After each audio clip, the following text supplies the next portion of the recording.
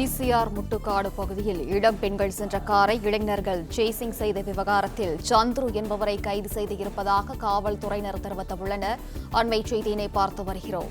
ECR Muttukadu பகுதியில் இளம் பெண்கள் சென்ற காரை இளைஞர்கள் சேசிங் செய்த விவகாரத்தில் சந்துரு என்பவரை கைது செய்து இருப்பதாக காவல்துறையினர் தெரிவித்துள்ளனர்.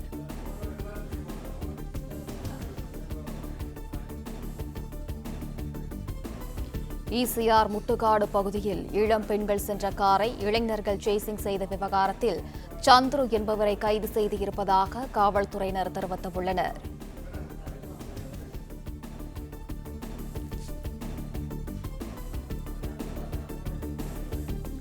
ஈசிஆர் முட்டுக்காடு பகுதியில் இளம் பெண்கள் சென்ற காரை இளைஞர்கள் சேசிங் செய்த விவகாரத்தில் சந்துரு என்பவரை கைது செய்து இருப்பதாக காவல்துறையினர் தெரிவித்துள்ளனர். இது குறித்தான முழு விவரங்களுடன் இணைகிறார் செய்தி ஆசிரியர் வேல்ராஜ். வேல்ராஜ், வணக்கம். விவரங்கள் என்ன, நீங்க பதிவு பண்ணலாம்? சென்னை காணாத்தூரில் இருந்து குழந்தையுடன் முட்டுக்காடுக்கு காற்று வாங்குவதற்காக சென்ற பெண்கள் நள்ளிரவில் 25ஆம் தேதி நள்ளிரவில் மர்ம கும்பலால் இரு கார்களில் விரட்டப்பட்டனர். டாடா சபாரி கார் மற்றும் மஹிந்திரா தார் கார் ஆகியவற்றில் வந்த 8 இளைஞர்கள் அந்த பெண்களை விரட்டினர். அவர்கள் குடியிருப்பு பகுதி வரை வந்து அவர்களது காரால் பலினோ காரை இடித்து சேதப்படுத்தவும் செய்தனர்.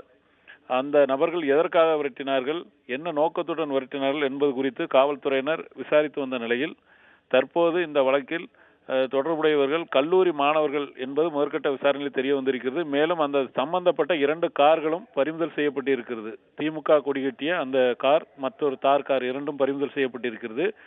இதில் இந்த பழைய கார்களை வாங்கி விற்கும் சந்துரு என்பவர் தற்போது கைது செய்யப்பட்டிருக்கிறார். இவரும் அந்த குழுவில் ஒருவராக அந்த பெண்களை மிரட்டும் வேளையில் ஈடுபட்டிருந்தது அந்த பெண்கள் எடுத்த வீடியோ மூலமாக தெரிய வந்திருக்கிறது. இதன் அடிப்படையிலேயே சந்துருவை கைது செய்திருக்கின்றனர்.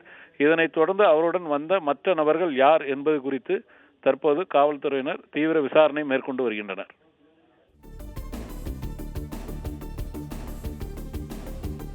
விவரங்களுக்கு நன்றி வேல்ராஜ்.